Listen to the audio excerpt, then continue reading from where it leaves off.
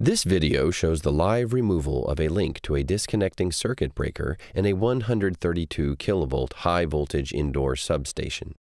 This is done to enable maintenance of a disconnecting circuit breaker without taking the line out of service. The operation is carried out by a specially trained crew in accordance with applicable laws and safety regulations. This is not an instructive video to show how this type of work is done. Working with high voltage can cause damage to property, injury to personnel, and can in the worst case lead to death if it is not carried out in the correct way.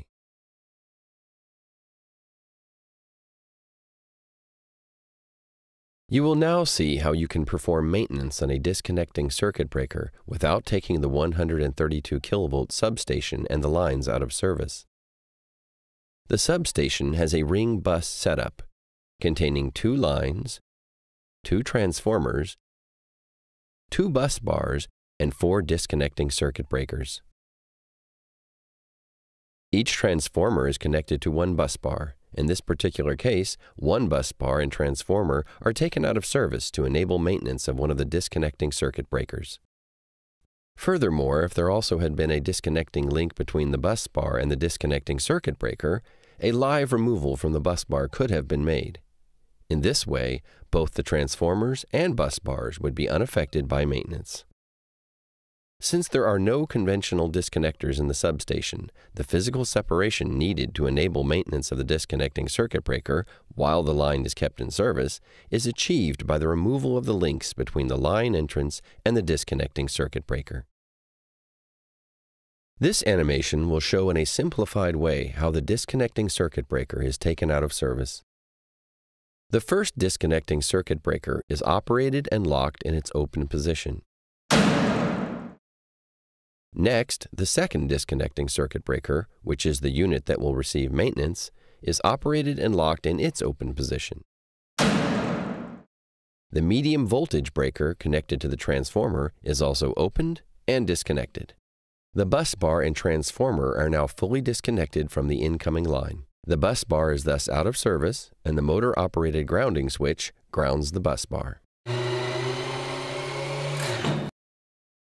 The links to the line entrance, which are still live, are removed. It is now safe to start working on the disconnecting circuit breaker while the line is kept in service. First of all, the clamp to the line entrance is loosened. At the same time, it is very important that the link is kept in a steady position so that it cannot fall and hit personnel or the other faces.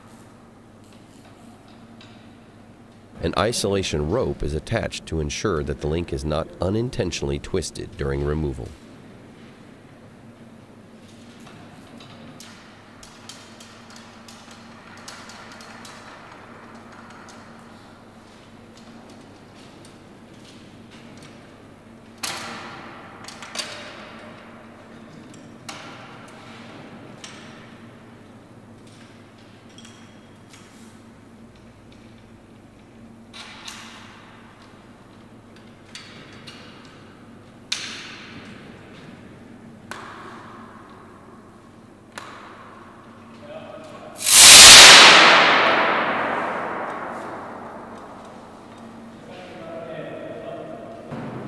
The link is carefully brought down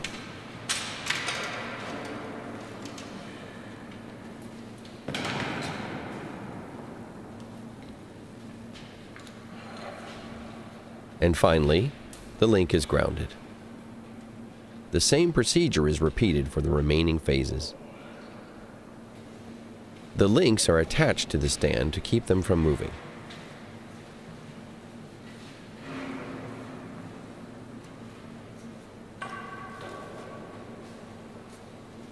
Here we can see the line entrance, which is still live, but physically disconnected from the DCB.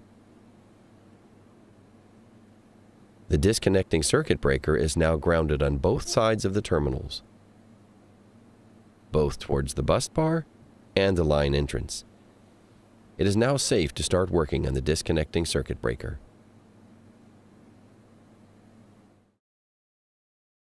After completion of maintenance, it is time to put the disconnecting circuit breaker back in service. The ground is removed from the link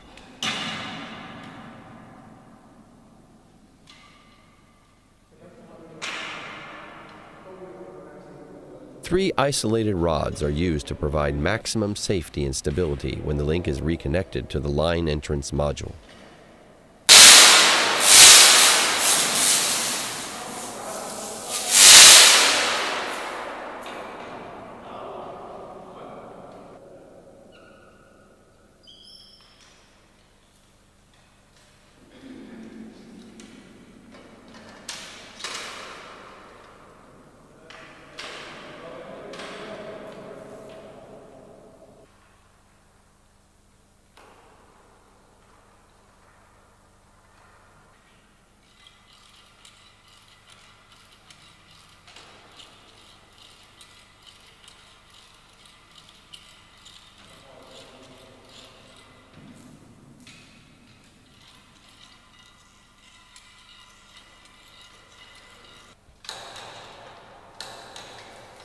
The bolts are tightened with a torque wrench, and after this, the isolating rods can be removed.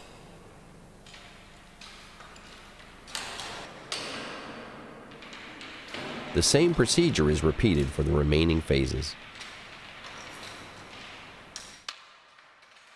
The de-energized parts of the substation can now be put back in service.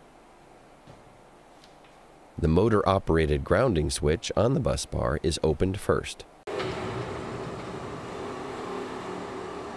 Next, the disconnecting circuit breakers are unlocked. They can now be closed to put the bus bar and transformer back in service.